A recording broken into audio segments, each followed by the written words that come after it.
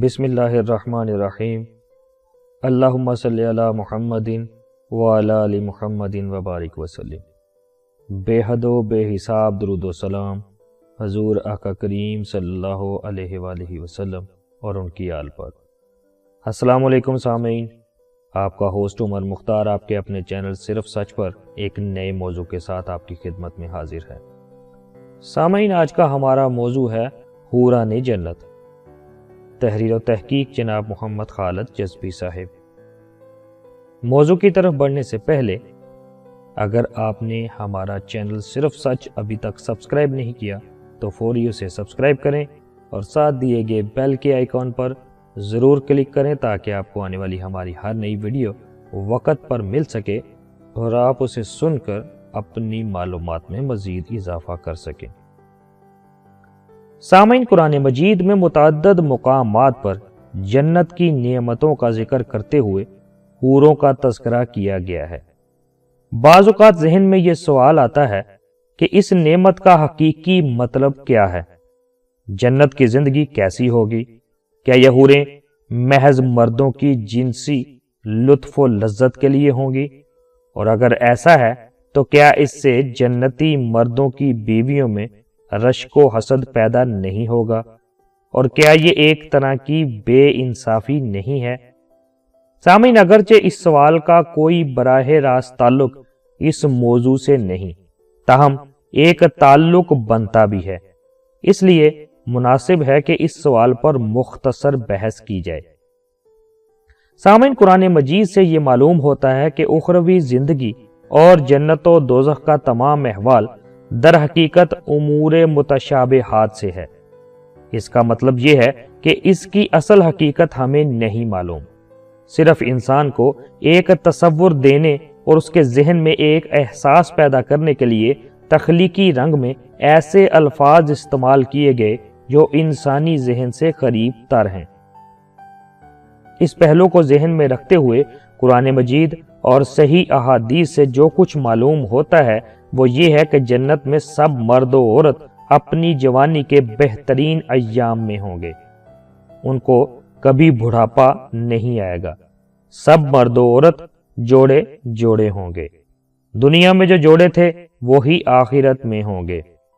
سامعین، استثنائی حالات کے لیے استثنائی ضابطے ہوں گے۔ مثلا اگر کسی جنتی خاتون کے اس دنیا میں کئی شوہر رہے ہوں تو اسے یہ اختیار دیا جائے گا کہ وہ ان میں سے ایک منتخب کر لے۔ جنت میں ہر فرد کی نظر میں اس کا جوڑا کائنات کا سب سے خوبصورت انسان ہوگا، جس سے اس کو کامل لطف و اطمینان میسر آئے گا۔ یوں نہ کبھی اس کا دل اپنے جوڑے سے سیر ہوگا اور نہ ہی اس کے دل میں کبھی کسی دوسرے جوڑے کے لیے حسد و دشمنی کے جذبات آئیں گے۔ ہر جوڑے کے لیے ہر ملاقات بالکل دو کنواروں کی ملاقات ہوگی۔ سامعین، حور دراصل ایک اور لفظ احور کی جمع ہے۔ اس کے لغوی معنی ہے ایسی حسین و جمیل عورت جس کی ترکیب مثالی حد تک متوازن ہو۔ سامعین، قرآن مجید پر غور و فکر سے معلوم ہوتا ہے کہ یہ لفظ دو معنوں میں استعمال ہوا ہے۔ ایک اس معنی میں کہ ہر جنتی خاتون کو حور کی تمام صفات دی جائیں گی، نسوانی حسن و جمال، شرم و حیا اور کشش کا مرقع ہوگی۔ جنت میں اہل ایمان مردوں کے ساتھ ان کے جوڑے بنا دیے جائیں گے۔ چنانچہ اللہ کریم سورہ یاسین آیت نمبر 56 میں کچھ یوں ارشاد فرماتا ہے۔ ترجمہ: جنتی مرد اور ان کی بیویاں جنت میں گھنے سایوں میں ہوں گے، مسندوں پر تکیے لگائے ہوئے۔ اسی طرح اللہ کریم سورہ صافات آیت نمبر 48 اور 49 میں کچھ یوں ارشاد فرماتا ہے۔ ترجمہ: اور ان کے پاس نگاہیں بچانے والی خوبصورت آنکھوں والی عورتیں ہوں گی، گویا کہ شتر مرغ کے محفوظ انڈے ہیں۔ اسی طرح اللہ کریم سورہ صاد آیت نمبر 52 میں کچھ یوں ارشاد فرماتا ہے۔ ترجمہ: اور ان کے پاس شرمیلی ہم سن بیویاں ہوں گی۔ اسی طرح اللہ کریم سورہ دخان آیت نمبر 54 اور سورہ طور آیت نمبر 20 میں کچھ یوں ارشاد فرماتا ہے۔ ترجمہ: اور ہم خوبصورت ترین عورتیں ان سے بیاہ دیں گے۔ سامعین، اس کے علاوہ قرآن مجید میں حور کا لفظ ایک اور معنی میں بھی استعمال ہوا ہے، وہ یہ کہ جنت میں ایک خاص مخلوق بنائی جائے گی جن میں لڑکے یعنی غلمان بھی ہوں گے اور لڑکیاں یعنی حوریں بھی ہوں گی۔ یہ حور و غلمان جنتی مرد اور عورتوں کی خدمت بھی کریں گی اور ان کے لیے ہر جائز تفریح کا سامان بھی باہم پہنچائیں گی۔ اس کی سب سے نمایاں مثال سورہ رحمان آیت نمبر 55 میں ہے۔ سامعین، اسی طرح سورہ رحمان میں آیات نمبر 56 تا 58 میں اہل جنت کی بیویوں کا ذکر ہے اور پھر آیات 72 تا 74 میں حوروں کا ذکر ہے۔ چنانچہ اللہ کریم سورہ رحمان آیت نمبر 56 میں کچھ یوں ارشاد فرماتا ہے۔ ترجمہ: جنت میں ان نعمتوں کے درمیان شرمیلی نگاہوں والیاں ہوں گی جنہیں ان جنتیوں سے پہلے کسی انسان یا جن نے نہ چھوا ہوگا، یعنی ان خواتین کو نئے سرے سے باکرہ بنا دیا جائے گا۔ اسی طرح سورہ رحمان آیات نمبر 72 تا 74 میں اللہ کریم کچھ یوں ارشاد فرماتا ہے۔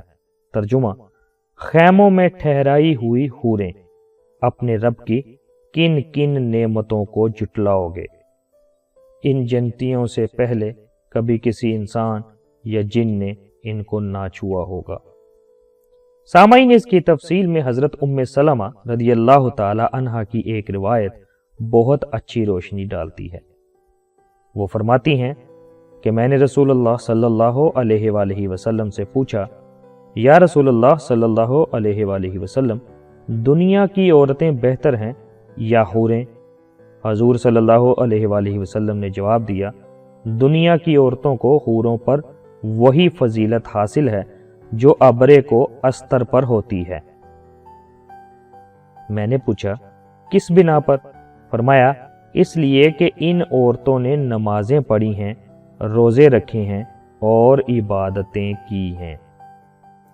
سامعین، اسی مخلوق میں لڑکے یعنی غلمان بھی شامل ہوں گے۔ چنانچہ اللہ کریم سورہ طور آیت نمبر 24 میں کچھ یوں ارشاد فرماتا ہے۔ ترجمہ: اور ان کی خدمت میں وہ لڑکے دوڑتے پھر رہے ہوں گے جو انہی جنتیوں کی خدمت کے لیے مخصوص ہوں گے، ایسے خوبصورت جیسے چھپا کر رکھے ہوئے موتی۔ سامعین، بالکل اسی اسلوب میں قرآن مجید نے حوروں کا بھی ذکر کیا ہے۔ چنانچہ اللہ کریم سورہ واقعہ آیت نمبر 22 میں کچھ یوں ارشاد فرماتا ہے۔ ترجمہ: اور ان کے لیے خوبصورت آنکھوں والی حوریں ہوں گی، ایسی خوبصورت جیسے چھپا کر رکھے ہوئے موتی۔ سامعین، یہاں دو باتیں مزید واضح ہونی چاہیے۔ ایک یہ کہ قرآن مجید میں ایک ہی لفظ کا دو مختلف معنی میں استعمال ہونا کوئی اچھمبے کی بات نہیں۔ متعدد ایسے الفاظ ہیں جنہیں قرآن مجید میں ایک سے زیادہ معنوں میں استعمال کیا گیا ہے۔ مثلا رسول کا لفظ وحی لانے والے فرشتے جبرائیل علیہ السلام کے لیے بھی استعمال ہوا ہے اور نبیوں کی ایک خاص کیٹیگری کے لیے بھی استعمال ہوا ہے۔ دوسری بات یہ ہے کہ قرآن و حدیث میں کوئی ایسا اشارہ نہیں ہے جس سے یہ ثابت ہو کہ حور نامی خصوصی مخلوق شہوانی مقصد کے لیے ہے۔